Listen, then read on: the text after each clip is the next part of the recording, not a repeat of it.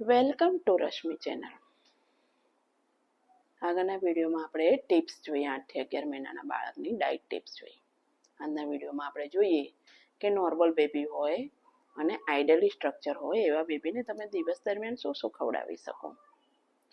તો શરૂઆતમાં તો બાળક ઉઠે તો એને માતાનું દૂધ અથવા ફોર્મ્યુલા મિલ્ક પીવડાવવું જોઈએ. ત્યારબાદ 2 કલાક પછી એને સોફ્ટ મેક્સ કરેલા ફ્રૂટ ખવડાવવા જોઈએ. 7 વાગે તમે દૂધ પીવડાવ્યું હોય તો 2 કલાક પછી એટલે કે 9 વાગે તમે સોફ્ટ ફ્રૂટ ખવડાવવા જોઈએ મેશ કરીને.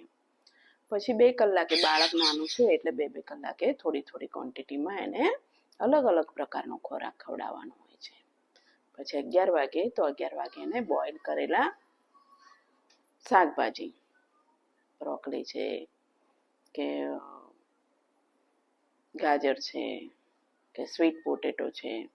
બાળક 11 વાગે એટલે એને ભૂખ વધારે લાગેલી હોય છે અને એને નવું નવું ને ખાવાની ઈચ્છા થતી હોય છે અને તેથી તે જાતે ખાવાનો પ્રયત્ન કરે છે. એટલે હાથેથી ખાતું હોય તો એને હાથેથી ખાવા માટે એ બોઇલ કરેલા ફ્રૂટ આપી દેવાના હોય છે. પછી 1 વાગે તો 1 વાગે દાળ ભાત, એની અંદર શાકભાજી નાખીને દાળ ભાત ખવડાવી શકો. મગની દાળની ખીચડીમાં ઘી નાખીને ખવડાવી શકો. પાલકની ખીચડીમાં પણ ઘી નાખીને તમે ખવડાવી શકાય છે.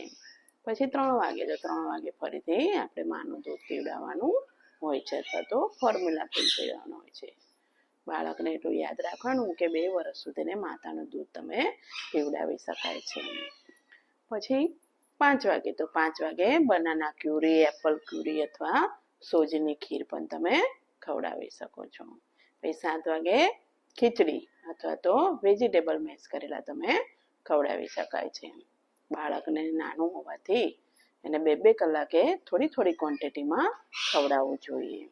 પછી બેડ ટાઈમમાં પણ માતાનું દૂધ પીવડાવવું જોઈએ અને અથવા તો ફોર્મ્યુલા ફીડ પીવડાવવું જોઈએ. રાતને સૂતી વખતે હેવી ખોરાક ખવડાવવો જોઈએ નહીં. રાત્રે પણ જો બાળકને જરૂરિયાત પડે તો દૂધ પીવડાવવું જોઈએ. પાણી પણ સાથે સાથે ખવડાવવું જોઈએ. દિવસ દરમિયાન 120 ml પાણી પણ બાળકના પેટમાં જવું જોઈએ, તેથી તેની ડાયજેસ્ટિવ સિસ્ટમ એક્ટિવ થાય છે. Thank you. આજનો મારો વિડીયો ગમ્યો હોય લાઈક કરો, શેર કરો અને સબસ્ક્રાઈબ કરો. Bye bye.